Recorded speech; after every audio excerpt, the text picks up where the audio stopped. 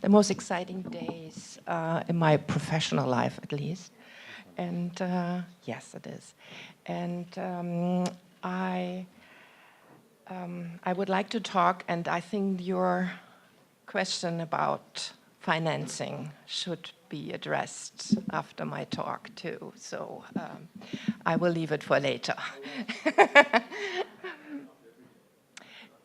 So,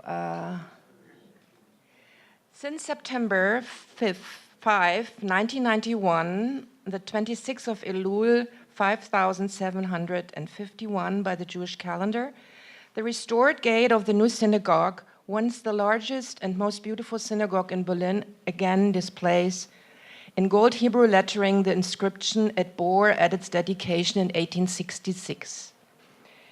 Pitrush ta'arim vayavor goy tzadik shomer emunim. These words of the prophet Isaiah, in English they read, "Open the gates to let a righteous nation in, a nation that keeps faith." Berlin was the center of Jewish life in Germany, as well as Vilna, Yerushalayim Dilita, was the center of Eastern European Jewry. The history of the synagogue, our synagogue, New Synagogue, stands pars pro toto for the history of Berlin Jews and their fate. And you permit me to speak a little bit about the history. Over 3,200 worshippers could be seated in the largest, most beautiful, and also most expensive Jewish house of worship in the Prussian capital. Actually, the Moorish style of the building became the model for a number of synagogues of mostly liberal ritual around the world, like Budapest, Florence, Prague, Chicago, and even the most famous Reformed Temple Emmanuel in Fifth Avenue in New York, and the Choral Synagogue in Vilnius. The Berlin Jews mourn more than 50,000 victims. Approximately 100,000 Berlin Jews were able to leave Germany, which was only a small percentage of those willing to immigrate. Immigration conditions were difficult to fulfill. Only a handful of countries accepted a limited number of Jews, and apart from that, they requested financial guarantees from residents or proof of capital from applicants. But the majority of Jews had neither foreign connections nor wealth. Most of them didn't even have the means to pay for the journey. It's important to emphasize this for me because it's usually said that this synagogue is the synagogue of the rich. It is sometimes said that the 20th century was the cruelest in the history of mankind. To whom does this apply, if not to the Jews of Europe? Just a look at the figures tells us what happened. In 1905, the Jewish population in Berlin numbered 130,478, and that's around the time of this postcard, which amounted to 4.3% of the entire population. That is a very, very small percentage in comparison to Vilna. It reached its peak in 1925, numbering 170,672 people. Again, 4.3% of the entire population. On the 1st of April, 1945, there were only 5,500 Jews left in Berlin. 1,500 tried to manage to hide in the city, but most of them living in so-called privileged families with a non-Jewish partner or being a child of a family where one partner was not Jewish and did not divorce the Jewish partner. After the Soviet army liberated Berlin in May 1945, there was next to nothing left of the old Judaism in Berlin, and nobody believed in a Jewish future. Both cities, Berlin and Vilna, were centers of European Jewry, destroyed by Nazi Germany during World War II. Today, the sites of Jewish Berlin, as well as Vilna, are sites of memory, of memorialization, with a very, very few authentic objects. Most of the objects of material cultures are collected and assembled in archives and museums, mostly in Israel and the United States. And I would like to remind that one of the first projects I did as an art historian, as a curator, was to put an exhibition together in Berlin in 1995 called Jüdische Lebenswelten. And it was centered around Jewish centers in former Jewish centers. So it was America and Ashkenaz and for the medieval, and was Berlin and Vilna for the modern times. And we had some object from this library, but actually it was only to show that we also take objects from Vilna, because all the objects are either in the YIVO or in the Central Archives of the History of the Jewish People in Jerusalem. In the 18th century, the Jews in Berlin, as well as in Eastern Europe, shared the fate of Jews living in the German lands in Ashkenaz. Jews were less or more protected by their local ruler, always expecting of being expelled, finding refuge in another place. In the 18th century, Berlin appears for the first time on the Jewish map. It becomes the center of the Haskalah movement, the Jewish Enlightenment, with its beacon, Moses Mendelssohn. He's generally considered to be the father of modern Judaism. And, as you all know, the antipode of traditional orthodoxy. And there was a common curse word in Vilna, being a Berliner was a heretic. Although he and his wife, Fromet, remained law-abiding Jews, all their children became Christians, including their grandson, Felix Mendelssohn Bartholdy.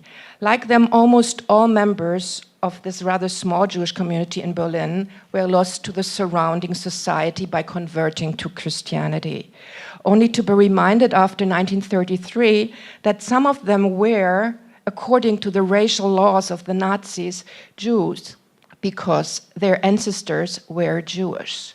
So let us look back and closer at the 19th century. In 1812, the Edict of Emancipation granted Jews living in Prussia freedom to settle inside the Kingdom of Prussia, where they chose. So actually, when we talk about Jews in Berlin, we are talking about immigrants to Berlin from the eastern provinces of Prussia, not so far away from here, actually. In 1866, we count around 30,000 Jews in Berlin. 1866 marks, as I said, the opening of the new synagogue in Oranienburger Straße. So this is the tomb of Moses Mendelssohn. It completely disappeared. It is an historic photograph. And this is an area photograph of the around 1920s. The new synagogue was and is situated in the center of Berlin, not very far from Museum Island, which we just heard. It's like 2 minutes away. And until the 1930s, the new synagogue was also the center of Jewish Berlin. There was the first community synagogue built in the 18th century in the surrounding. This is just another photograph of people gathering on the street, and this is the Alte Synagogue close to the Alexanderplatz, the Ades Yisroel Synagogue. Here it was a destruction photograph because it's very difficult to enter because that's the ultra-Orthodox Adas Yisroel, which doesn't let us in to make photographs. At the other end of the religious spectrum was the Temple of the Reformgemeinde. I'm sorry, I just hit the wrong button. I just hit the wrong button. I want to have this photograph, I'm sorry. So,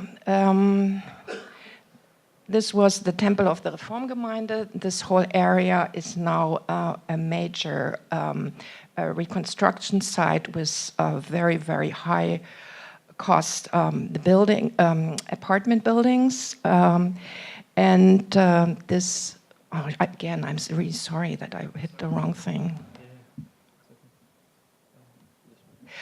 Okay, this is the synagogue.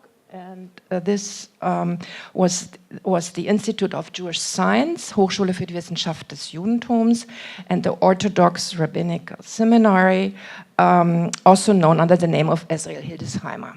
No, not this one, but this one. Okay, no.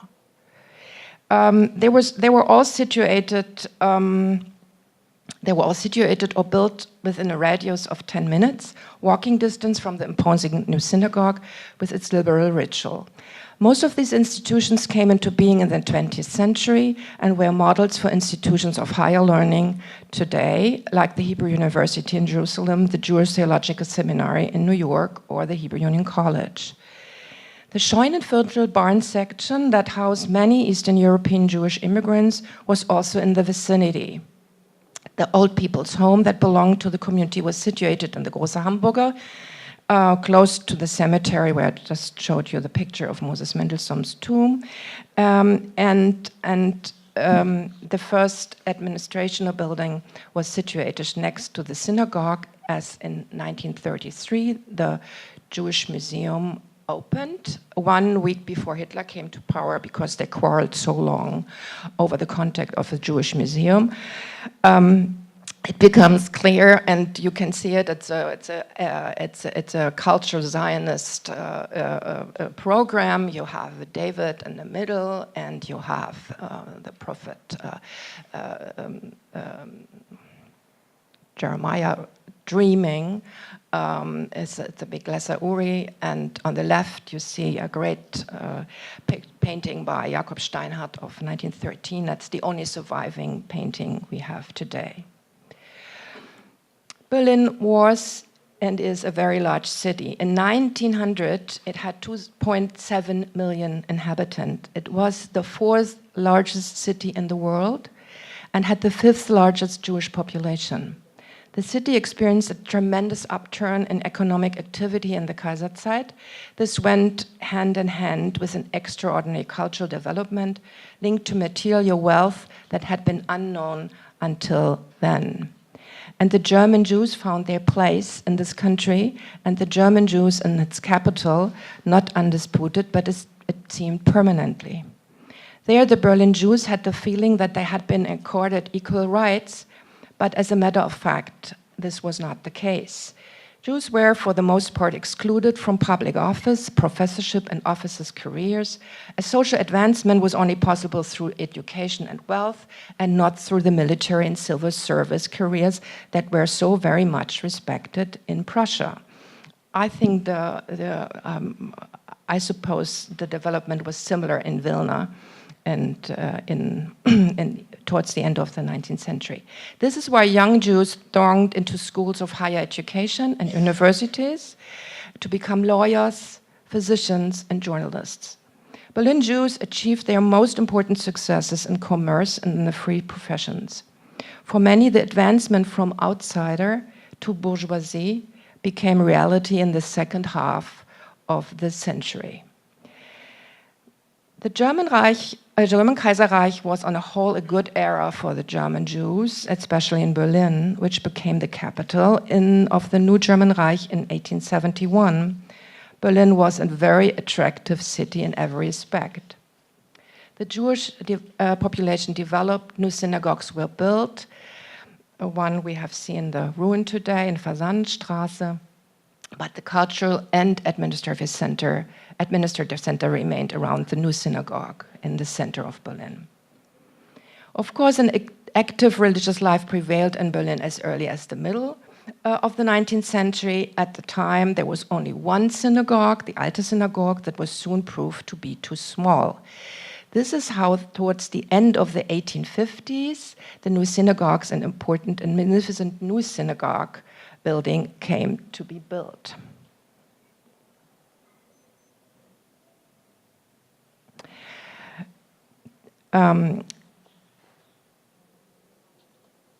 So let me focus now on the architecture of the new synagogue. One of the main difficulties lay in the fact that the narrow site was not suited for a synagogue. The front of the site was very narrow. Its full width lay far to the rear, and the longitudinal axis had to turn north and not in the east, in an east-west direction. So it was not possible to pray facing Jerusalem. The architect solved the problems as follows. Facing the street and parallel to it, he laid the administrative tract. In the center of the facade was the main entrance, and from there you could lap up several times to shift the axe to have the big hall. From the room leading to the main synagogue, 3 portals led to the main synagogue area, and it has a basic form of three naves, and the apse in the north is separated from the main nave by a triumphal arch that contained an ambulatory on the upper story for the choir and the organ, and the freestanding holy shrine of the Torah Ark, pulpit, and the bima, and that is the first time that all 3 are together in a synagogue. The light was very special. The light came from the sides through stained glass windows. Here, this is from our exhibition, through stained glass windows, and from above through openings in the ceiling, and it was always important that the people could read comfortable in the synagogue.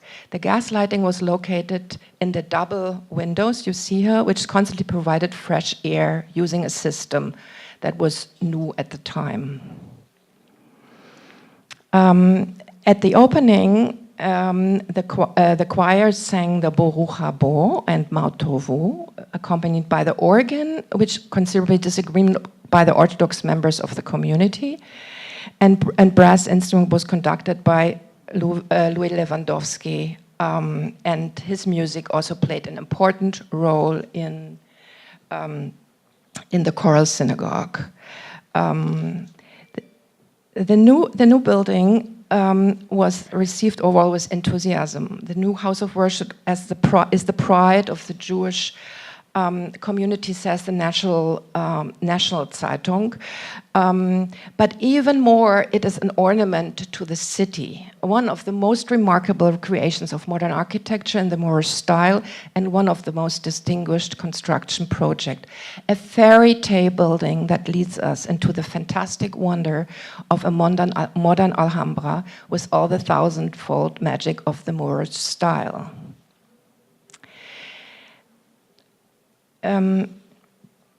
But the synagogue also provoked anti-Semites to, thus in his essay, Herr Gretz and sein Judentum, Herr Gretz and his Judaism, which appeared in 1879, Heinrich von Treitschke wrote, "If one considers the great influence of the Jews on nearly all segments of our society, if one notes the characteristic fact that the most beautiful and splendid house of worship in the German capital is a synagogue, then it virtually cannot be denied that the Jews are more powerful in Germany than in any Western country."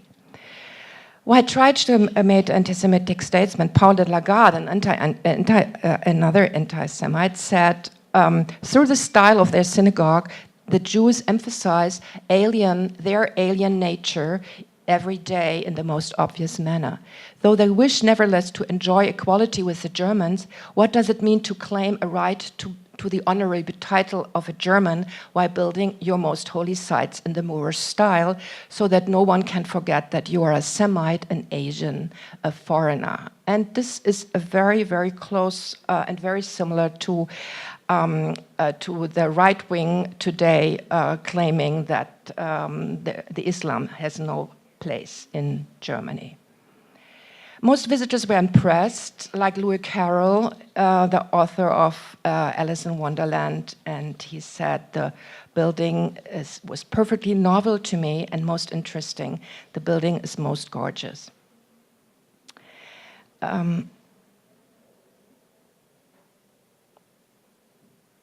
So this is the organ, and this is the new synagogue was a place of reflection, worship, and prayer. And on January 29, 1930, a cultural event of note took place in the new synagogue, the Jadlovka Synagogue concert for the benefit of the welfare institutions of the Berlin Jewish community. Hermann Jadlovka, one of the most famous tenors of the time and cantor in a Riga synagogue in the 1920s, gave a concert in Berlin, and his name attracted thousands to the new synagogue. In the course of this concert, Albert Einstein and the physician Alfred Lewandowski, a son of Louis Lewandowski, performed two violin duets by Handel and Bach. Few of the over 3,000 guests of the Latova synagogue concert could guess that only 3 years later, approximately one generation the situation of German Jews totally changed. The house of worship became a Beit Knesset in the truest sense, and the new synagogue. 10 minutes, please. The new synagogue did not go up in flames during the Kristallnacht. Only 72 years after its inauguration, a courageous Berlin policeman prevented the attempt. This also happened. In April 1939, the new synagogue was open for religious services again. And it was in February 1943 that the synagogue was severely damaged by bomb.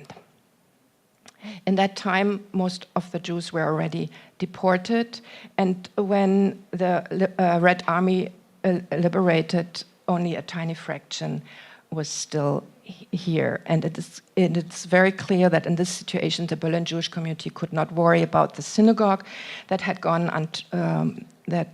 once been their largest.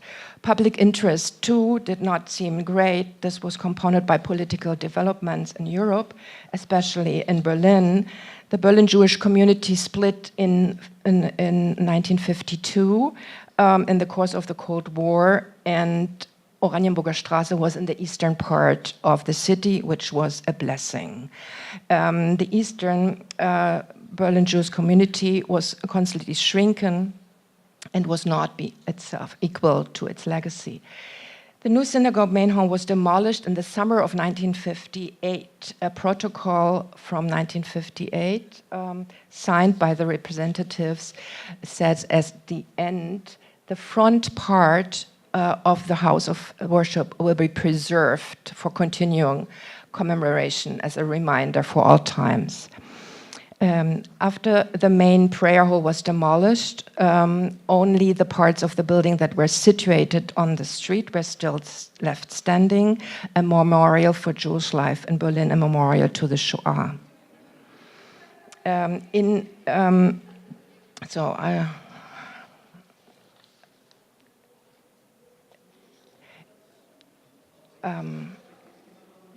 So in 1988, in connection with the commemoration of the November pogrom in 1938, the Foundation New Synagogue Berlin was founded, and his task was to rebuild this synagogue, to rebuild the site as a permanent memorial for present and future generations, and to create a center for promotion and preservation of Jewish culture.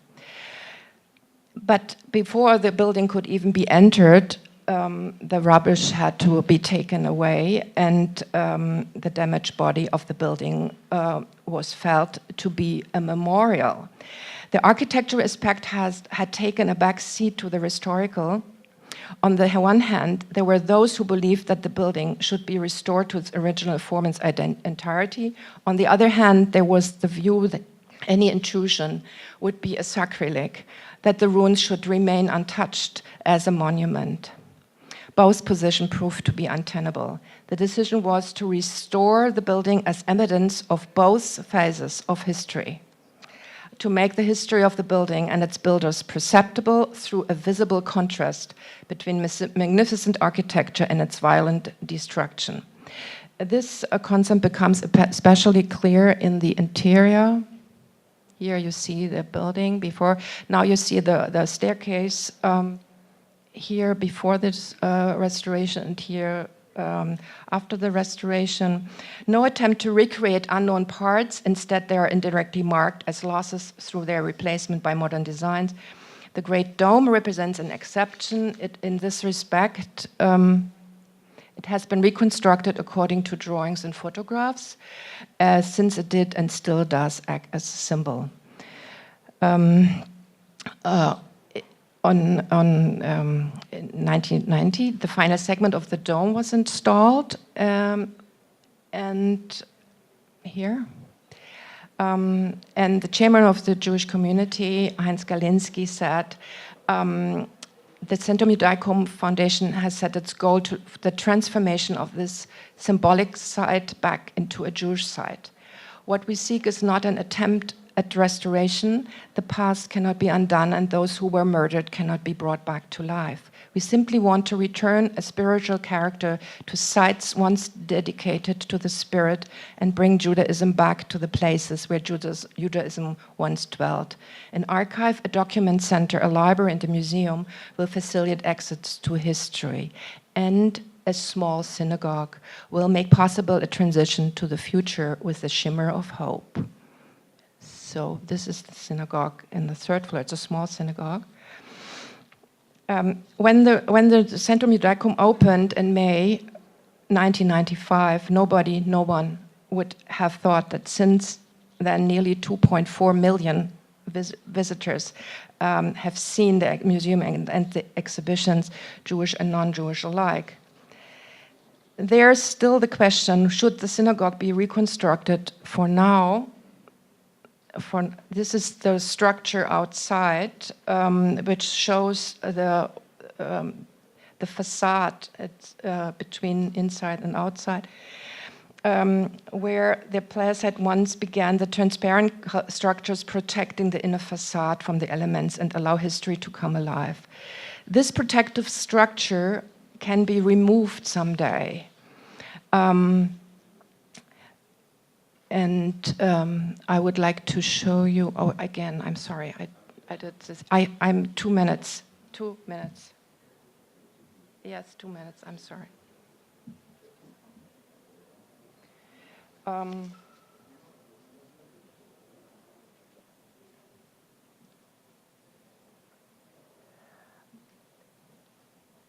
So this is the situation today, and this is our new plan of integrating the free space into the exhibition. And